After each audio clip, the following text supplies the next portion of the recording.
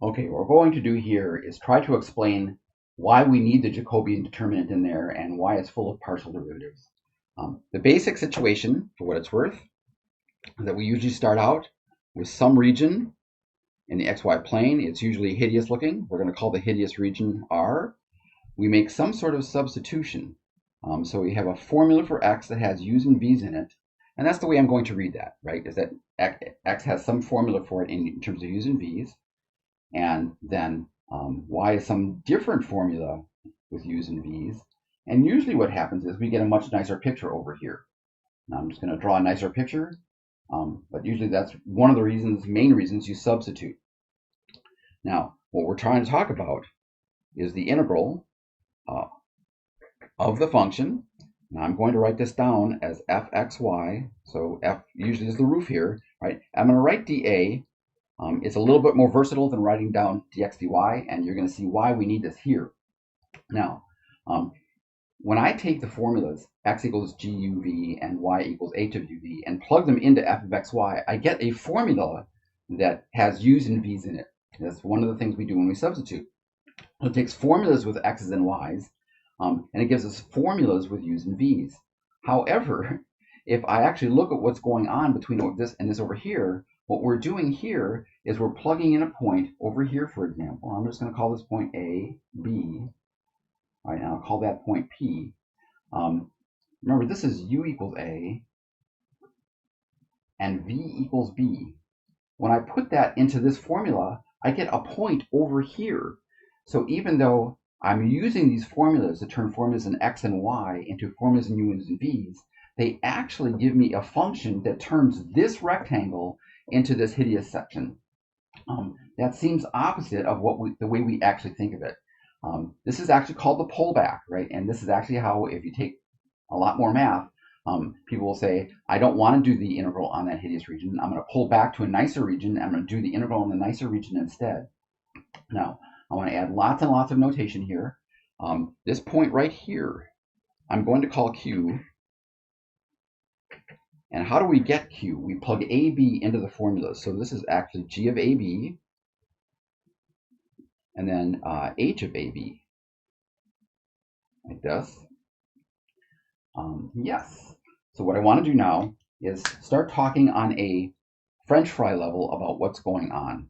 Now, normally what we want to be able to do is, in order to make a French fry, what we need to do is plug in that point. Well, I'm going to say I want that point, which is f of q, that's going to be the height of the roof at q, times some small change in area. Now, a lot of times it's delta x, delta y. It won't be this time. Now, what am I going to get here? I'm going to get, because q is this big mess, right? I'm going to get g of ab, h of ab, and it's going to be some small change in area. What is this, right? It looks like a mess, but describing this isn't so bad. What this is what you get when you plug in GUV for x and HUV into our function and then plot in this point here. In other words, if I want to start making a little French fry over here, I'm going to use the height exactly this one over here.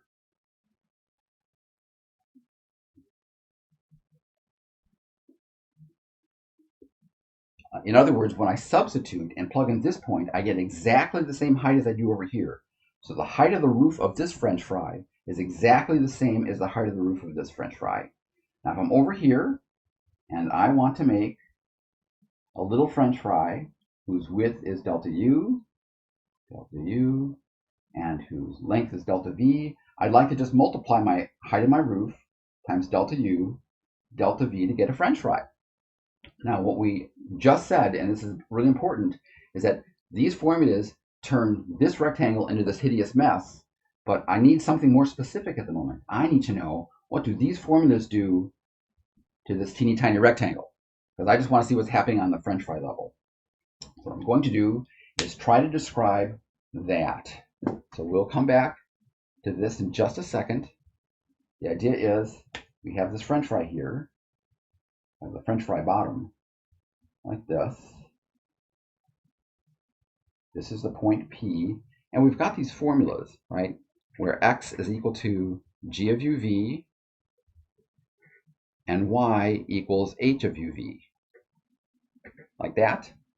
Now, we can make that bottom as small as we want. Well, why would we want to make it small? Well, first off, I'm trying to create an integral over here, so I do want that rectangle small, but I want it small for a different reason. I want to look right here and do what we did with the second derivative test. If delta u and delta v are really, really small, then x, which is a function of u and v, so x actually has a graph that's probably one of the ones in our zoo, looks linear. And so what I can do is I can actually write this down. Actually, let me get rid of this one so I have more room, and then I'll write it down again. Right.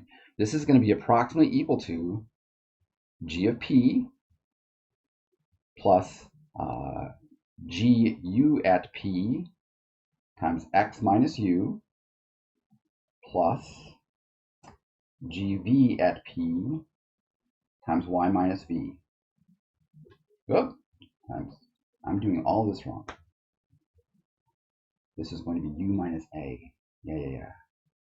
And then I'm going to get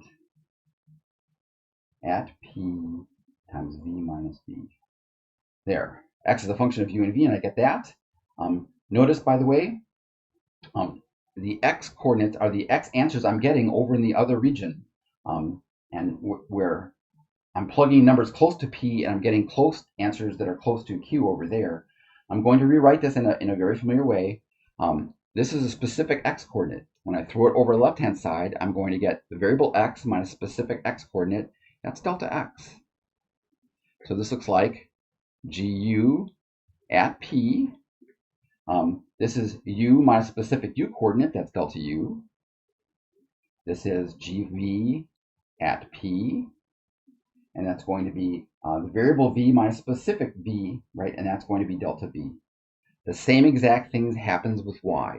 So I'm going to get delta y is equal to, this is going to be hu at p delta u plus hv at p delta v. In other words, you can rewrite this. In terms of a matrix, I'm going to get delta x, delta y is very nearly the same as gu at p, gv at p, hu at p, hv at p times delta u, delta v. And by the way, that says this is a linear transformation. In other words, when I zoom in on this rectangle over here, as linear transformations do, it's going to turn that into a little parallelogram like that.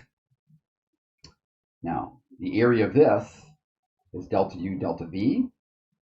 So the area, and remember that's the area of the base of the French fry, is delta u, delta v. We know the area of this one, right? Because we know what linear transformations do to areas. They multiply by the determinant. So the area here is going to be the determinant, which is gu at p, gv at p, hu at p, hv at p, times delta u, delta v, like that. All right, now let's create our French fries. What we saw in the first part is that the roof of the French fries is exactly the same. So we have the roof, which is going to be f of g at p, h at p, and that was the same in both cases, exactly the same. G at p, let's see here, h at p. I want to multiply by delta u, delta v here. But what I want to do here is realize that the base of my French fry is that little parallelogram. So I'm going to get the area of the little parallelogram. Now, I need that the volume of this French fry equals the volume of this French fry, because then I just want to add up all the volumes of the French fries. But you can see that this area is this times too big. So in order to make the volume of this french fry equal to the volume of this french fry, we need to throw in all of this. I'm just going to leave off the p's for the moment so you can see what's going on. So I get GU, GV, HU, HV, and now the volume of the french fries is almost exactly the same. Now, in order to find the original integral, we're supposed to add up all the volumes of all the french fries to get a potato slice, add up all the volumes of all the slices to estimate the overall volume. I'm going to do the same thing here. And when we take the limit, in each case, since these were equal, when we take the limit, we're going to get the same answer. This one here is going to be the integral. That's actually the integral. This is why we wanted to use dA there, because I wanted to make french fries here that were little parallelograms at the bottom, so we could do this. Over here, because I'm taking the limit of identical things, I'm going to get identical answers, so we're equal. I'm going to get new region, right? We're going to get what happens when you plug in the function here. We are going to get du dv, but in order to make the volume of those french fries equal, we had to have this extra little thing to make sure that the volume of each french fry was actually the same as the volume of the original french fries with French cut bottoms. All right, that's it. That's why that actually has to be there. We zoom in until the graphs actually look linear. When we write it out, we see that the transformation actually takes little tiny rectangles into little tiny parallelograms. In order to make the volumes equal, we have to take the area of this and multiply by the determinant of this. And that actually balances it out so that even though this parallelogram might be bigger with the same roof height, throwing this in here makes sure that the volumes actually stay the same. That's it.